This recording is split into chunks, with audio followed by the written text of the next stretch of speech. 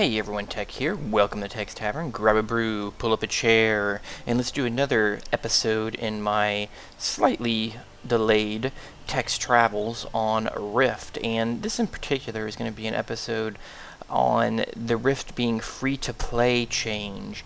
And as some of you know, I've played Rift in the past, enjoyed it, and actually I'd have to say over the course of the last, I don't know, 6-7 years or so of playing various MMOs, Rift is definitely probably about my favorite. It's up there pretty close. I liked Warhammer Online quite a bit because of the PvP elements, but a lot of other elements didn't work very well. And but Rift is right up there at the top. And I thought I would do a quick video and try to cram in as much information, maybe for some of you people out there who maybe never tried Rift, maybe only tried it very briefly way back when it first came out, and are kind of curious about the free-to-play, but you haven't gone through the trouble of downloading it or any of that kind of stuff to really check it out. Currently I'm playing a warrior. I'm actually re-leveling another character. I have two characters over 50. I have a level 54 mage and a level 50 cleric, and so I said, well, I guess I need a warrior. So currently I'm leveling my warrior, and this is out in Moonshade Highlands, which has always been one of my favorite zones. It has a real, like, I don't know, Scottish Highlands kind of look to it or something. I've always thought it was a great zone. But what I want to do is I want to kind of show you guys, and my UI is a little, I've arranged it differently, so you may say, what's going on here? But I just wanted to go through some of the free-to-play changes and explain a few things. Now, number one, they went free-to-play. There is still a subscription thing that's called a patron status, and it's voluntary though. You can full up play the game free to play. You can level all the way through the game. You get access to all the races, and you get access to all the classes except for the 4 souls, they call them on this game, except for the 4 souls that were released with the expansion a few months ago. Now, if you already had like me, you already had bought the main game and you already bought the expansion, then you got all that stuff for free. And really what the patron status does is it gives you boosts. It makes your mount speed 10% faster. I believe it gives you extra 10% on money drops from creatures. I don't know if it gives you a passive experience boost, but they do give you some abilities, and I'll show them to you right here. And this, again, this is explaining kind of what the difference between paying now and not paying. And it's a regular subscription if you do the patron. I believe it still works out to like $15 a month, but again, it is totally not required if you don't want to. Right now what I'm doing is I did a 15-day patron. You can actually do it either in 3 days, 15 days, or 30 days. And I had enough gems that were given to me from being a prior purchaser of the game and expansion that I actually had enough gems to use to buy the 15-day. So I've actually haven't paid anything out of my pocket yet. But this is what you get when you are a patron, is you kind of get this extra tab here, and it gives you different things like NPCs you can call out to you, like a banker, a mailbox, a vendor. You can call your trainer out to you in case you want to do a quick respec or something. And then it gives you these buffs. And it gives you a buff for each of the major things. So you have a buff here for experience, one for favor from PvP, one for prestige, notoriety, and then this is increased token currency gained from various aspects of the game.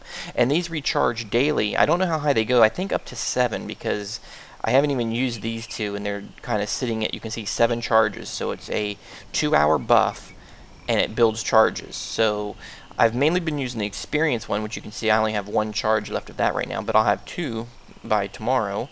And then this is a favor one I've been using a fair amount also to get more favor for PvP. But that's really most of what you get. You get these buffs, you get these convenience factors, you get increased mount speed, increased gold drops, and there may be 1 or 2 other things in there that I'm not real sure of, but that's mainly what you get from being a patron. And I'll show you here that the store, I'll pull it up and show you guys kind of what's going on. Every day I get every day if you're a patron you get a gift. This is some stuff, loyalty stuff that I've not taken out of my box yet. And you can see there's a little bar up here. It shows you that because of the loyalty I had from buying the game and expansion, I got a bunch of free unlocked stuff already. So I actually got some stuff like a mount, you know, a bowler, which is great to have, a key to a certain dimension, And then as you buy and are subscribed as a patron and you buy things from the store, this bar goes up and continues to unlock things. So you can see here, I'm almost to this little one right here. When I get to this one, I get a notoriety potion, I guess, or something. So anyway, they kind of reward you.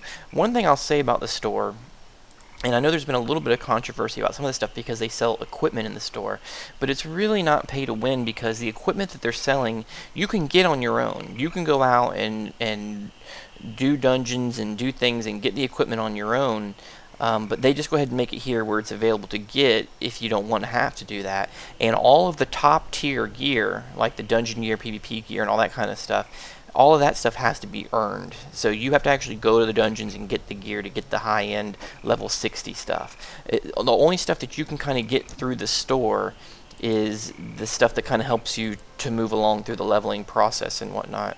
So like if I go into armor here, you'll kind of see is that they're selling, you know, here it shows you stuff for your level. It's gearing it here. I'm level 46. And it's showing me that it's level 40, and it's kind of every 10 levels. So this stuff, I can buy it with plat if I want to, which I don't want to. I mean, I have 300 here. I could buy one of these, but it'd completely wipe me out. Or you can buy it for these gems, which these gems is the currency that they sell. So you can see you can get about 3,250 gems at the time of this recording, because they have a bonus going on for 20 bucks. So I don't know, you guys that are smarter than me can do the math on all that. But you can go in here though, and as you level, you can use the gems, which most of the prices on the gems do seem pretty reasonable the way they've done it. And you can buy equipment if you need a little upgrade here and there. I mean, you know, you got a crappy belt, and you've been trying to get a good belt for 3 or 4 levels. Just go in here and buy one. You know, that's kind of what I've done. I've bought a couple of things, not very many. And then you can actually go through here and get to the PvP equipment as well, which is what I've been doing more so, is buying the PvP sets, because I do quite a bit of PvPing. Now you can see here it's showing me that I can get some of this stuff. Now I'm banking my favor. Right now you can see I have 36,000 favor. I'm kind of banking it, wait until 50, because I'm not too far from 50. And even then I don't know if I want to spend it, because I have actually heard everybody say you're better off saving all your favor till you get to 60. So I may just continue to bank it and just try to pick up little pieces of gear here and there that I can. You can still get gear through the Planarite vendors, if you're familiar with those. By running around doing different things like instant adventures and closing rifts, you earn Planarite and source stones, and there's vendors that have whole other sets of gear for that stuff. It sounds complicated, but it's really not. Once you get in the game, you should join a guild with some people that, you know, are helpful. A lot of these little things I'm talking about that sound complicated will get cleared up really quick. Now, a couple other features I wanted to show you in the game that they've added is one, of course, they have, of course, there's PvP. You can queue PvP every day. You get multipliers to do random war fronts, and you get a whole bunch of different. They have some new PvP maps. They have one new one they've added fairly recently, which I'm not able to do yet because I think it's for level 50 or 60. And there's Port Sion, which I think that comes in at 50. But the PvP is still here, and you can see it still keeps track of your kills. I have 100 kills exactly today. I have 2,008 this week. That's a great year. But anyway, that is all still here. And you can actually also do instant adventures, which instant adventures, if some of you are not familiar with these are really cool. They're basically, if you don't like doing the normal quests where, hey, go to this town, grab 5 quests, go to the next town, grab 5 quests.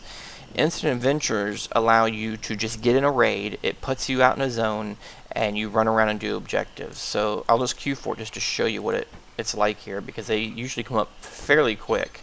See, so here it's telling me I got one in Stillmore. There's a couple other people in the group. It'll go ahead and take me out there, and like I said, I'm not going to do this, but I just wanted to show it to you how it works real quick. It brings you out to the zone. You can pull up your map. You can see what the objective is. I haven't even been to Stillmore yet, so it's showing me that the objective is right over here. Okay, they just completed the objective before I could run over there. So you can teleport. We'll do that again real quick. Should be fairly fast since I just loaded in out here. Try to show you a better example. Okay, so here you can see on my mini map there's green circles here, and it's saying kill zombies in Hillsboro 014. So they want you to come here and, you know, kill zombies, which I'll kill one. I'm playing the Tempest build, which actually I just made a spec for this tonight. I don't normally play it, so but just wanted to show you that. So anyway, but yeah, you can kind of go around and you can just do this and have a good time, and you get rewards while you're doing it. I mean, look, I got 50 source stones, which are used for gear, just for being there on that last step, I believe. So anyway, you can leave the party. The great thing is, and then hit teleport out, and it will take you right back to where you were before you were doing the instant adventures. So at any time, you can just go drop into instant adventure, run 4 or 5 steps of it, have some fun, maybe kill a mini boss on it, and then when you're done, boom, get out and go right back to where you were. I mean, to me, that's pretty damn cool. So between PvP and instant adventures, that's what I do. I don't generally run a whole lot of quests. So those are two of the things that are really cool to do in the game. They've added a lot of new rifts, a lot of new features. Going back to the store real quick, just to show a couple of things. Another thing is dimensions, actually, and let me show you an example. Dimensions are the player housing in the game, and I will show you real quick here. I'll show you our guild dimension, actually. It's more interesting than my personal one. I haven't really done anything, but here's our Titans Tavern that we've been messing with as a guild, and I have about 7 or 8 friends that are playing the game right now, and we're having a good time with it. But it's the housing. This is the guild, basically our guild house.